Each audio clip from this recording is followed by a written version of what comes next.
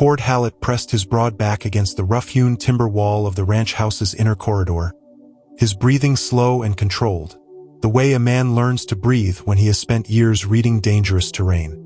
Outside, the Texas wind moved through the tall grass in long, rolling waves, and the afternoon sun cut hard golden lines through the gaps in the wooden slats. The smell of leather and pine and distant rain hung in the air the way it always did in late autumn on the high plains, familiar and grounding, like the land itself was trying to steady him. But Cord wasn't watching the land he had built with his own two hands. He was watching something far more important through the narrow gap in the heavy wool curtain that separated the main corridor from the children's learning room. His fiancée, Viola Prentice, had just walked through that door. And Cord Hallet, one of the most feared and respected cattle barons in the entire territory, a man who had stared down stampedes and outlaws and the kind of financial ruin that breaks lesser men, was hiding like someone who already knew something was deeply wrong but needed the truth confirmed before he could act on it. What he witnessed over the next few minutes would shatter the careful walls he had spent 2 long years building around his grief-broken heart.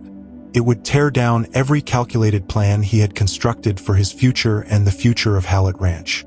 But it would also lead him, slowly, painfully, and then all at once, to a truth that had been standing right in front of him the whole time. Quiet and steady as a candle burning through a West Texas night. Patient as the land itself. His wife, Nora, had been dead for 2 years. 2 years of dust and silence and the kind of loneliness that doesn't announce itself loudly but settles into the corners of every room like fine prairie dust. Patient, permanent, impossible to fully sweep away. 2 years of raising twin 7-year-olds. A boy named Colt and a girl named May, with the help of his household staff and the quiet, unspoken devotion of the people who had given their working lives to Hallet Ranch. 2 years of neighbors and fellow ranchers and well-meaning church women visiting on Sundays and telling him, over coffee and pie, that it was time. Time to move forward. Time to give those children a mother. Time to secure the future of a ranch that stretched across 40,000 acres of prime grazing land and represented 3 generations of blood, sweat, and sacrifice. Cord had resisted for as long as a man of his standing could reasonably resist. But eventually the pressure of duty and the dull, grinding ache of isolation had worn him down the way water wears down stone. Not all at once, but steadily, invisibly, until one day you look and the stone is simply different than it used to be. And so he had begun to court Viola Prentice. She was the daughter of a wealthy land speculator from back east, a woman of education and refinement who had come west with her father on what she described, in social settings, as a great adventure. Most people in Sadler Creek recognized it for what it actually was, an ambitious social expedition by a woman who had calculated that a frontier cattle baron with 40,000 acres and no wife represented a better opportunity than anything the drawing rooms of Philadelphia had left to offer her. Viola was beautiful. There was no honest way around that fact. She moved with the practiced grace of someone who had been taught from childhood how to occupy a room in a way that made people look and keep looking. She said the right things in the right company. She laughed at the right moments with the right amount of warmth. She had a particular talent for making a man feel, when she turned her full attention on him, like he was the only person in the territory worth looking at. Cord was not a foolish man. He had not survived and thrived in this country by being foolish. But even he had felt the pull of that warmth, had allowed himself, carefully and cautiously, to believe that perhaps it was genuine. Perhaps this was simply what moving forward felt like. Unfamiliar and slightly uncomfortable, like breaking in a new pair of boots, but ultimately right. He had almost convinced himself of that. Almost. It was his ranch foreman, old Pate Duggan, who had first planted the seed of real doubt, though Pate, being the kind of man he was, had planted it sideways, the way cattlemen do when they respect someone too much to embarrass them directly.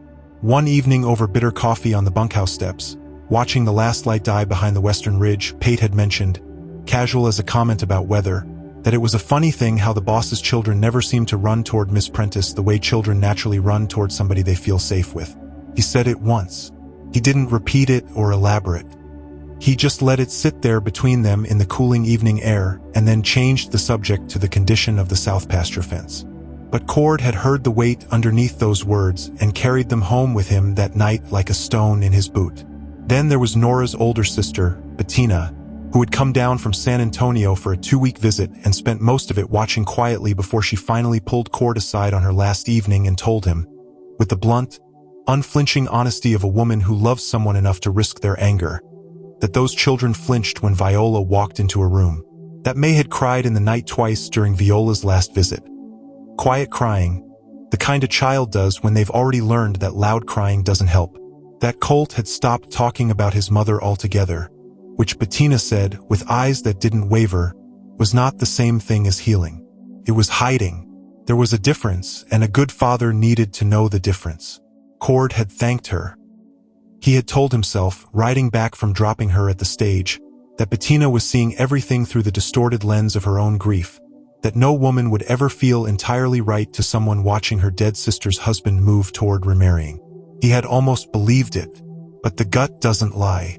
Not to a man who has lived long enough and hard enough to learn that the first quiet warning is always the one worth heeding. And so Cord Hallet had done what any man does when he needs the truth and suspects that asking directly won't get it. He had constructed a test. The kind of cold, methodical plan that feels almost ruthless to execute but is driven, underneath everything, entirely by love. Quick one, if you're listening right now, help me prove something wrong. My mother said I wouldn't even reach 100 subscribers, but I believe stories like this deserve to be heard. Please click the subscribe button and share. Now let's continue. He announced to the household, to Viola, and to the small but attentive social world of Sadler Creek that he had urgent business in the county seat. A land dispute that couldn't wait. He would be gone for at least 3 days, perhaps 4. He rode out at first light with 2 ranch hands, made a deliberate, visible departure down the main road with enough noise and dust to be noticed, then doubled back through the back pasture the moment the ranch house roof disappeared behind the long southern ridge. He left his horse with a trusted hand at the far boundary fence and walked the last half-mile through the scrub on foot, entering the ranch house through the old cellar passage that only the longtime house staff knew existed. He had been behind that curtain for nearly an hour, still as a man can be, before Viola arrived. The twins were already in the learning room when she entered.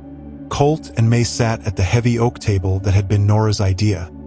She had insisted on a proper learning space for the children even when some of the neighboring ranchers thought it excessive. They sat with the particular stillness of children who have learned to make themselves small, their shoulders drawn in, their usual restless energy subdued in a way that made Cord's chest tighten just to see it. May had her sampler in front of her. A piece of embroidery she had been working on for 3 weeks, practicing the careful stitches that her mother had begun teaching her before everything changed. Colt had his writing slate, his small hand gripping the chalk with the focused concentration of a boy who badly wants to do something right. They looked, Cord thought from his hidden position, like 2 children bracing for something.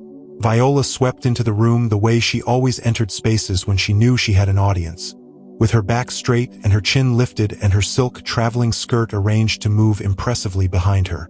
She had dressed well for a casual afternoon at a ranch where the owner was supposedly away, which told Cord something in itself. She moved to the center of the room and stood looking at the children for a long moment with an expression that, from his angle, he could read clearly even if the children could not have named what they were seeing in it. It was assessment, cold, calculating assessment, the look of someone measuring an obstacle.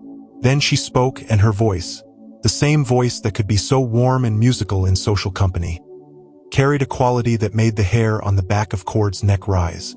She told May that the sampler was clumsy, that the stitches were uneven and the color choices were the kind of choices a person makes when they have no real eye for beauty. She picked the fabric up from the table and turned it over in her hands the way you'd examine something you were considering whether or not to throw away, then set it back down with a dismissiveness that was more cutting than if she had simply discarded it. She told May that a girl in her position, the daughter of one of the territory's most prominent men, had a responsibility to represent that position properly, and that this kind of careless, sentimental stitching was an embarrassment to the Hallet name. Cord watched his daughter's lip begin to tremble, watched May press her small hands flat on the table and stare down at them, the way a child does when they are fighting very hard not to cry in front of someone who has made it clear that crying will only make things worse. Then Viola turned to Colt. She criticized his posture.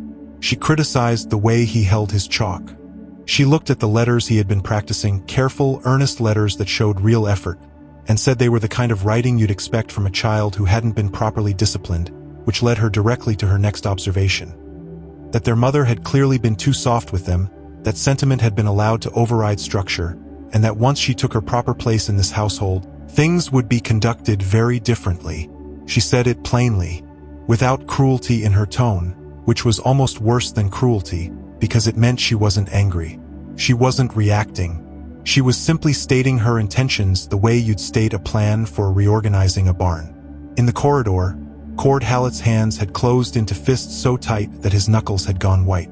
His jaw was locked. The rage moving through him was the cold kind. Not hot and explosive but deep and settled, the kind that doesn't pass quickly and doesn't leave clean. He had staged this test precisely because he had feared something like this. But fear and confirmation are different things, and confirmation, when it arrives, always hits harder than you expect. He forced himself to remain still, to keep watching, because he had learned long ago that the first thing you see is rarely the whole picture, and a man who acts on the first thing he sees makes the kind of mistakes that can't be undone. He was glad he waited, because 30 seconds later, the learning room door opened quietly, and everything changed. Her name was Wren Calloway. She was 24 years old, the daughter of Cord's former land steward, Harlan Calloway, who had managed the eastern sections of Hallet Ranch for 11 years before a fever took him 2 winters ago and left his family in the kind of reduced circumstances that the frontier produces without apology or sentiment. Wren had grown up on this land, had run through these pastures as a girl, had known Nora Hallet as a kind presence who sometimes brought bread to the steward's cottage and always had a word of genuine interest in how the Calloway children were getting on. When her father died and the circumstances closed in, Wren had come back to Hallet Ranch not because she had no other options. She was an intelligent, capable young woman who could have found her way elsewhere, but because this land felt like the closest thing to solid ground she had left. She had taken a position in the household, caring for the children, with the quiet dignity of someone who understands the difference between their station and their worth and has made peace with the fact that other people rarely understand that difference at all. In the 7 months since her arrival, Cord had barely noticed her. That was the truth, and it shamed him now in a way he hadn't expected. She had been present. She had been doing something essential and irreplaceable every single day, and he had looked past her the way a man looks past the load-bearing wall in a house. Not seeing it because it has always been there, not understanding what it holds up until you're forced to imagine the structure without it. Wren entered the learning room the way she did everything, without announcement, without drama, with a calm purposefulness that was its own kind of authority. She took in the situation in a single sweeping glance. May's pressed flat hands, Colt's rigid posture, Viola standing in the center of the room with the satisfied stillness of someone who has just finished saying something they meant, and she moved. She crossed to the table and picked up May's sampler with both hands, and she examined it the way you examine something you genuinely want to see. Not performing appreciation, actually looking. And what she said, her voice warm and unhurried and completely natural, was that the color choices were remarkable.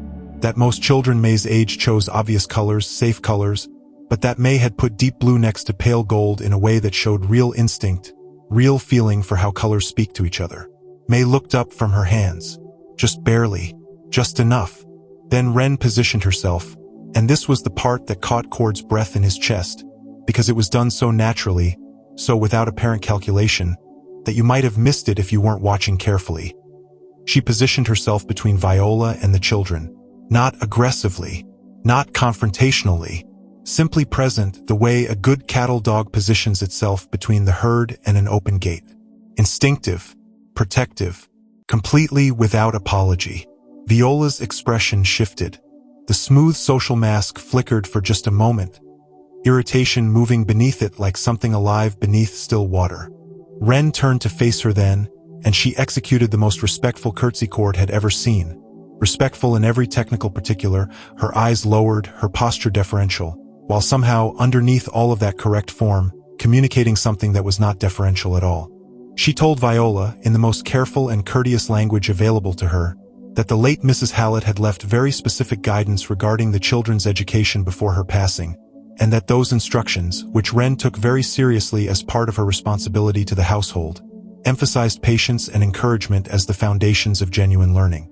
She said it the way you say something that is absolutely not open for discussion while making it sound like a simple sharing of information. Then she suggested, with every appearance of genuine concern, that Miss Prentice must be fatigued from her journey, that the Texas heat in the afternoon was unforgiving even for those accustomed to it, and that she had personally asked the kitchen to prepare a particularly fine tea service in the front parlor, where the shade came in from the western side and made the late afternoon genuinely pleasant. Cord realized with something close to wonder, dismissing her.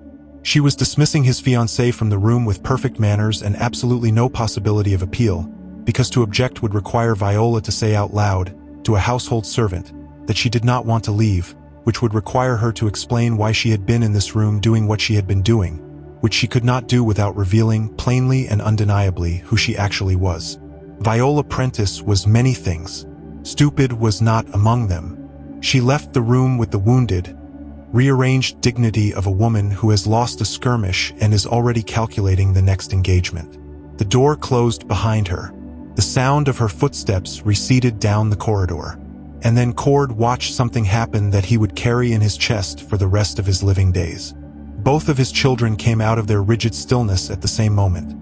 Not because anyone told them to, not because the danger had been formally announced as over, but because some deep animal part of them recognized safety the way a plant recognizes sun. They moved toward Wren, and she was already moving toward them, and the three of them came together in the middle of that room in a way that looked less like an embrace and more like a reunion. Like people finding each other after being separated in the dark. Wren held them close, one arm around each child, and she spoke to them quietly. Cord couldn't hear every word from his position, but he heard enough. He heard her tell them they were wonderful. He heard her say that kindness was its own kind of strength, and that people who couldn't see that were missing the most important thing. He heard May laugh. A small, surprised, grateful laugh. The laugh of a child who had been braced for more sadness and received joy instead. He stayed behind that curtain for a long time after that. He stayed because he couldn't make himself leave. Wren helped May with the sampler for the better part of an hour, sitting beside her at the oak table with her own hands working alongside May's smaller ones, guiding without taking over, praising without exaggerating, turning every small improvement into a moment of genuine shared delight. She had a way of celebrating a child's progress that didn't feel like the careful encouragement of someone doing a job. It felt like the natural response of someone who was actually paying attention, actually invested in the outcome, actually happy when the outcome was good. With Colt, she turned the writing lesson into something else entirely. She asked him to write not letters but words, words for things he could see from the window, words for things he loved, words for things that made him curious. She told him that writing was just thinking made visible, and that a person who had interesting thoughts had no need to worry about whether his letters were perfectly formed, because the thoughts themselves were the thing. Cord watched his son. His quiet, closed-off, carefully contained son begin to loosen. Watched him write a word and then another word and then look up at Wren with an expression that Cord recognized with a physical jolt of emotion. It was the expression of a child who has just discovered that someone is genuinely interested in what's inside his head. It was an expression Cord hadn't seen on his son's face in 2 years. But it was the small moments, the moments between the lessons, that took Cord apart completely. The way Wren smoothed May's hair back from her forehead when the little girl leaned close to examine her stitching. Not as a task, not as part of the job of caring for a child's appearance, but with the absent, automatic tenderness of someone whose hands have learned a child's particular geography and moved toward it without being told. The way she listened to Colt when he launched into a long, wandering story about a red-tailed hawk he had seen hunting over the south pasture that morning. Listened with her whole body turned toward him, asking questions that showed she had actually heard every word, not waiting for him to finish so she could respond but genuinely following him into the story as if she wanted to be there. The way both children simply breathed differently in her presence. That was what broke through the last of Cord's careful distance and reached the part of him he had been protecting most fiercely. Not the big moments. Not the dramatic intervention or the quiet courage or even the way she had faced down Viola Prentice with nothing but good manners and a spine made of something stronger than iron. It was the breathing. The way Colt and May expanded in her presence, the way people expand when they feel genuinely safe. Shoulders dropping, voices rising, the whole complicated physical armor of a guarded child simply lowering itself because it wasn't needed here. And as he watched, memories began flooding back through the careful barriers he had built against them. Wren reading to the children in the long summer evenings on the porch, the three of them tucked together in the big wooden swing that Cord had built for Nora the first year they were married. Wren teaching May to identify the different grasses of the high plains, crouching down in the pasture with the little girl, both of them serious and intent, cataloging the world together. Wren carrying Colt to his bed on the evening he had fallen asleep at the supper table after a day of helping with the younger horses, carrying him with the practiced ease of someone who has done this before and expects to do it again. Wren braiding May's hair each morning in the same intricate patterns that Nora had favored. Not because anyone had asked her to, not because it was in the particular description of her duties, but because May had shown her once, hesitantly, a memory of how her mother used to do it, and Wren had simply learned.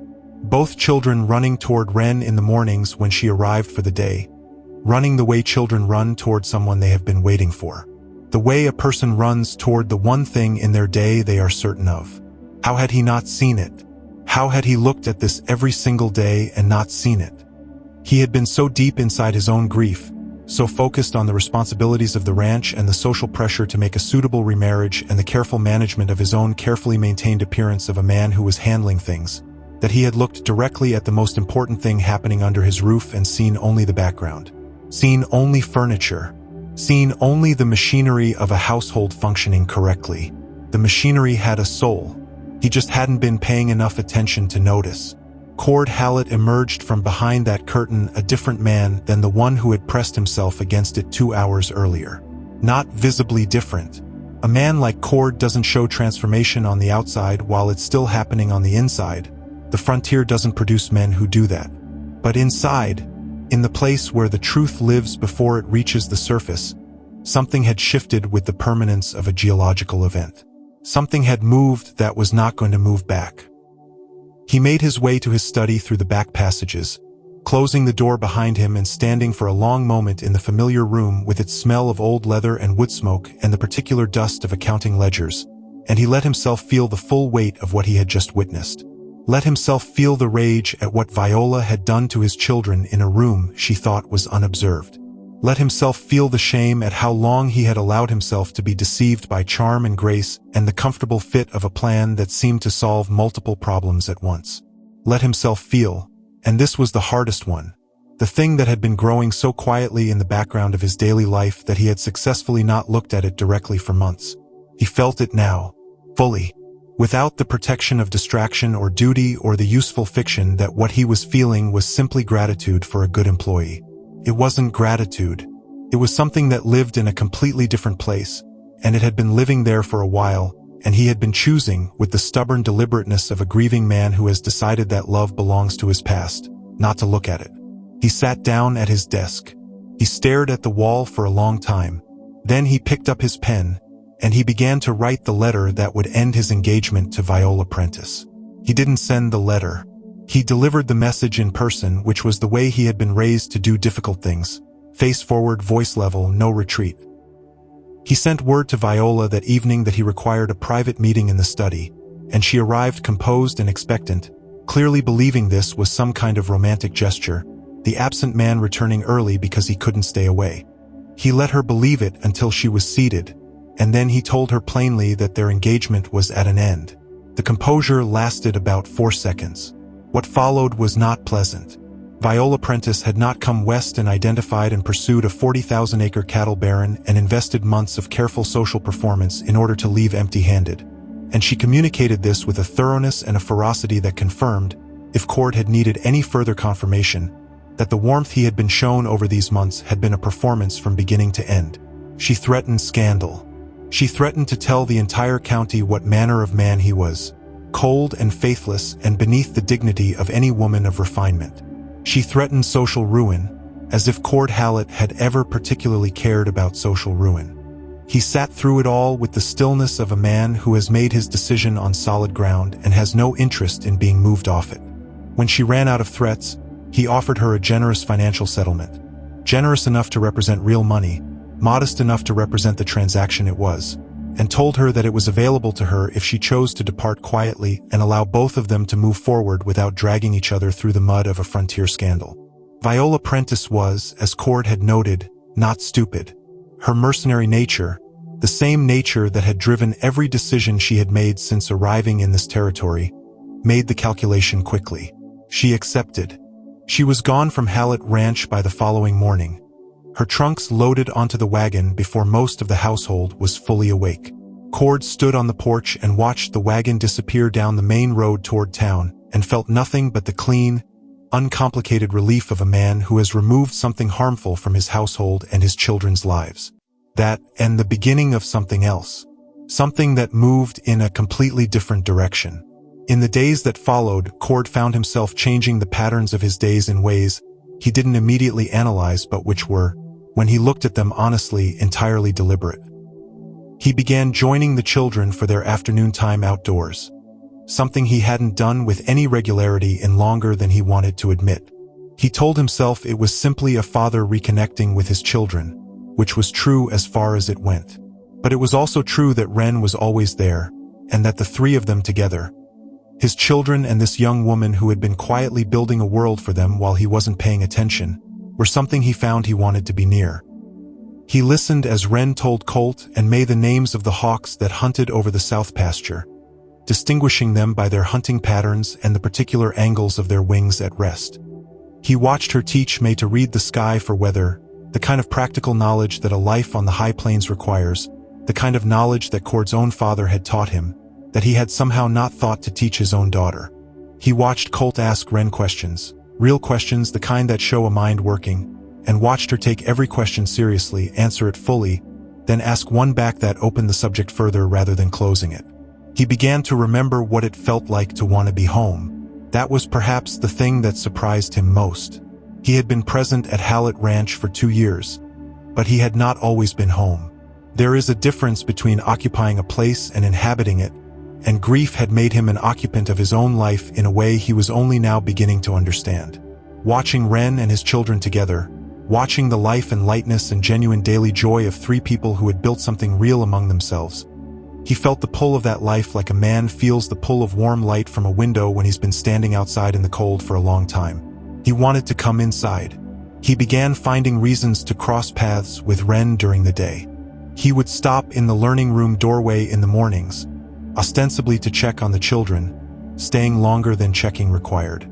He found reasons to consult with her about the children's routines, their preferences, the small details of their daily lives that a father who had been half absent for 2 years had lost track of and needed to recover. These conversations were practical on the surface. Underneath, they were something else. Two people circling something carefully, neither quite ready to name it, both fully aware it was there. Ren was careful with him, professionally careful, appropriately careful, with a guardedness that he recognized as the intelligence of a woman who understands her position and is not prepared to misread a situation in a way that could cost her everything. She was warm with the children in his presence exactly as she was warm with them when she thought herself unobserved. That consistency alone told him more about her character than anything she could have said or done deliberately. But with him she maintained a gentle, respectful distance that he understood and did not push against, because he understood that trust between a man in his position and a woman in hers was not something that could be rushed or assumed. He spent those weeks earning it. He asked her opinion on things, real things, things that mattered. The best approach for Colt's growing restlessness, which needed to be channeled before it became something harder to manage. May's occasional night fears, which had been diminishing steadily since Ren's arrival but still arrived sometimes in the deep of the night. The right balance between giving the children structure and giving them the freedom that ranch children needed to become capable people. She answered him directly, without false modesty, without performing deference she didn't feel. She had opinions and she offered them clearly, and when he pushed back on something she didn't simply retreat. She held her ground with the kind of quiet confidence that made him realize she had always had this in her, that she had simply been waiting for someone to treat her views as worth engaging with. He found he liked it immensely. He found he liked her not as an abstraction, not as a solution to a problem, but as a person. A particular, specific, irreplaceable person, with a particular way of tilting her head when she was thinking and a particular kind of laugh that was always genuine and never performed and a particular quality of attention that made whoever she was talking to feel like the most interesting thing in her world at that moment. He recognized that quality. It was rare. He had loved it once before in a different person, and losing it had been the thing that nearly finished him. He realized on an evening in late autumn, standing at the fence of the east pasture watching the light die over the high plains, falling in love with Wren Calloway. Or perhaps he had already fallen, and this was simply the moment he stopped pretending otherwise. He found her alone in the main room 3 days later. She was mending a piece of Colt's gear. The boy was hard on everything, always had been. Her head bent over the work in the late afternoon light that came through the western window and turned everything in the room warm and golden. She didn't hear him at first, and he stood in the doorway for a moment longer than he needed to, watching her work with the same quality of attention that he had seen her bring to everything, and he made a decision. He crossed the room.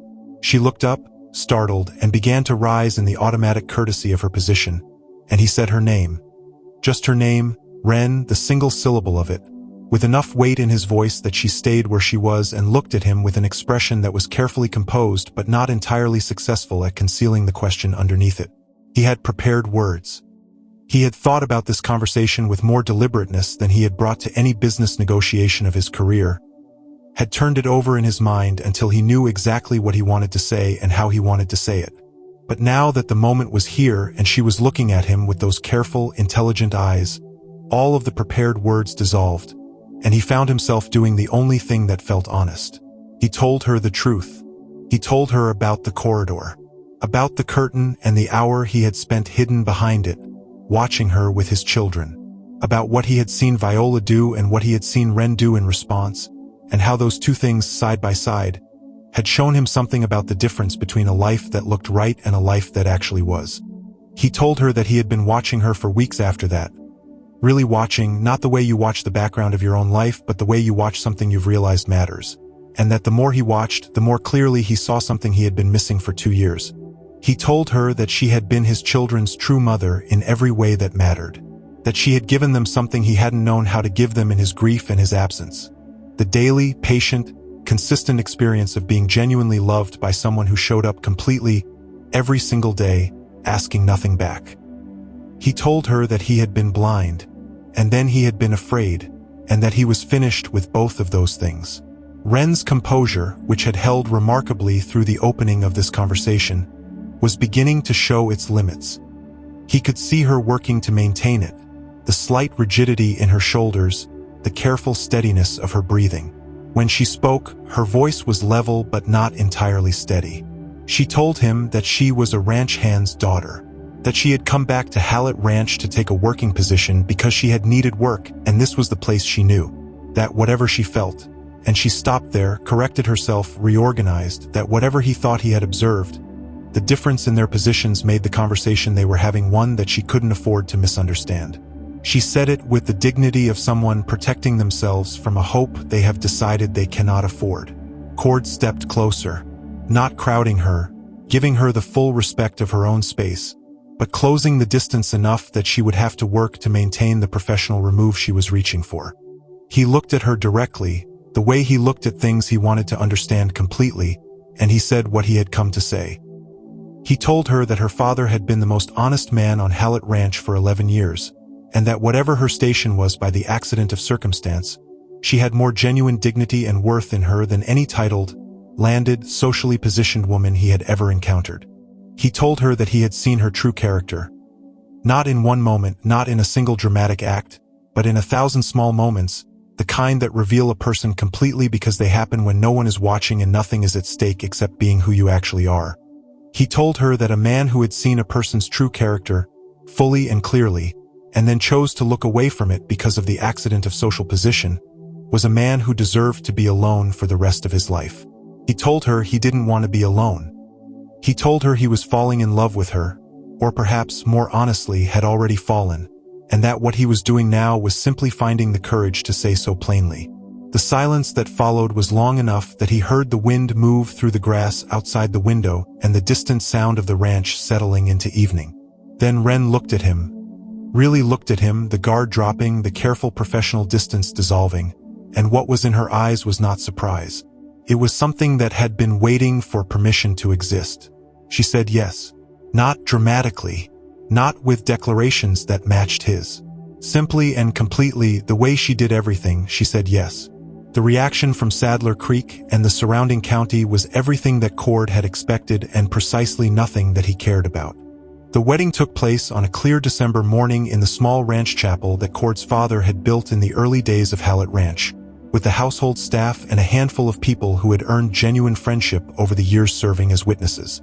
It was simple and honest and entirely without the social performance that the county had expected from a man of Cord Hallet's standing, and the county took it about as well as could be anticipated. Several of his fellow cattle barons withdrew their social association with pointed deliberateness.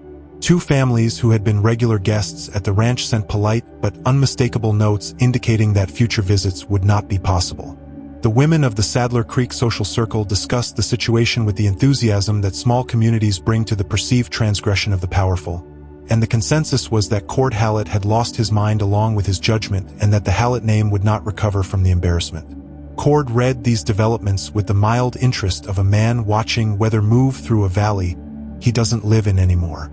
He had his children. He had Wren. He had 40,000 acres of good land and a household that had responded to Wren's new position with a warmth that told him everything he needed to know about how his household had truly seen her all along. Not as background, not as furniture, not as machinery, but as a person who had earned their genuine regard through the same daily, patient, consistent character that had earned his. Colt, who had been contracting into himself for 2 years, began to expand again. Asking questions, pursuing interests, bringing his full, loud, curious self back into rooms rather than leaving the cautious, careful version of himself at the door. May's night fears faded to almost nothing within weeks of Wren's new permanence in the household, as if the little girl's sleeping mind had finally received the confirmation it had been waiting for. The person she had learned to rely on was staying. And Cord himself. Cord found that the grief he had been carrying didn't disappear. He hadn't expected it to. Nora had been real and the love had been real, and grief that is real doesn't simply resolve. But it changed shape. It became something he could carry differently, something that lived alongside the new life rather than underneath it, something that honored what had been without preventing what could be. He talked about Nora with his children. He let them talk about her. He and Wren talked about her together, honestly and without the careful silence that grief sometimes demands, and Wren, who had known Nora as a kind presence in her own childhood, received those conversations with a generosity of spirit that he was still, years later, not finished being grateful for. He learned, in those first years of their marriage, what it meant to be loved by someone who had chosen him with full information. Viola had wanted what he represented. Wren wanted him, the actual man, the difficult and sometimes distant and grief-marked and complicated actual man, and the difference between those two things was the difference between a performance and a life. She challenged him. She pushed back when he was wrong and told him so plainly. She had opinions about the ranch, about the children's education, about the direction of the territory and the changes coming that a man who was paying attention could already see building on the horizon.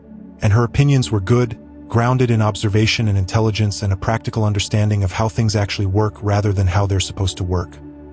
He found himself, to his own ongoing surprise, a better rancher and a better father and a better man for having someone beside him who was not prepared to simply agree. The years settled over Hallet Ranch the way good years do. Not all at once and not without difficulty, but with a steady accumulation of weight and richness that you can feel when you put your hand against the wall of a life well lived. Colt grew into a young man with his father's stillness and his own particular gift for reading land and weather, and he took his place at Hallet Ranch with the easy confidence of someone who has always known where he belongs. May grew into a woman with her mother Nora's warmth and her stepmother Wren's spine, and she became someone that the people around her instinctively relied on in the way that people rely on deep water, steadily and without fear. Both of them, when they had children of their own, brought them to Hallet Ranch for the long summers, and the old ranch house filled again with the particular noise and life of children who know themselves to be safe and loved, which is the loudest kind of quiet there is. And on an evening in the long settled years, Cord Hallet sat on the porch of the house his grandfather had built and watched his grandchildren chase each other through the same grass where he had once hidden himself in grief and anger and the desperate hope that testing the truth would somehow make it less true. He watched them with the particular quality of attention of a man who has learned, at some cost, not to look past the important things. Wren sat beside him. She had her hands wrapped around a coffee cup, her eyes on the children, her face wearing the expression he had come to think of as her truest expression. Not the careful composure of the young woman who had needed to protect herself, not the professional warmth of the household employee, but the unguarded, complete, entirely unperformed contentment of someone who is exactly where they are supposed to be. He reached over and took her hand. She didn't look at him. She was watching a grandchild attempting something ambitious with a fence post, but her hand turned in his and held. He thought about Nora. He thought about the years of grief and the years of numbness and the careful plan he had nearly executed that would have been. He understood now with a clarity he hadn't possessed then, a profound and irreversible mistake. He thought about a young woman entering a room quietly, retrieving a piece of embroidery from the floor, and changing the direction of his entire life with nothing more than genuine kindness and a spine and the particular quality of love that shows itself not in declarations but in 10,000 small, faithful, daily acts. He thought about what his son had said to him the previous winter, sitting in the same spot, saying that he thought the greatest thing his father had ever done, greater than building the ranch, greater than surviving Nora's death, greater than any of the things the county talked about when they talked about Cord Hallet, was the willingness to see clearly when seeing clearly was hard. To look at something real and call it real regardless of what he'd been told it was supposed to be. Cord hadn't known what to say to that. He still didn't entirely, but he thought the boy was right. He thought the most important act of his life had happened in a corridor, behind a curtain, in an hour when he had been trying to catch someone being false and had instead discovered something true. He thought the second most important act had happened in a room with golden afternoon light, when he had put down the prepared words and simply told the truth, and the truth had been enough. The grandchildren were still moving through the grass, chasing something, a butterfly, maybe, or simply the movement of the air in the early evening before the heat broke. Their voices carried back to the porch in fragments, bright and formless and completely alive. Cord Hallet held his wife's hand. He watched his grandchildren run, and he marveled, as he had marveled for years now and expected to go on marveling for whatever years remained to him, at the grace of a life that had given him, not once but twice, and in ways he hadn't known enough to ask for, the particular irreplaceable gift of being truly known and genuinely loved. Some men, he thought, spend their whole lives building walls against the thing they need most. And then something small and true and completely unexpected walks through a door at exactly the right moment. And if the man is paying attention, if he has the sense and the courage to actually look at what he's seeing, everything changes. Everything and nothing. Because the love was always there. He just had to learn to see it. If this story moved something in you, if it reminded you that real love announces itself not in grand gestures but in faithful, daily, quietly extraordinary acts of genuine care, please share it with someone who needs to hear it today. And if you believe that second chances are not just possible but sometimes better than the first, comment second chances below. We'll be here, telling stories that matter.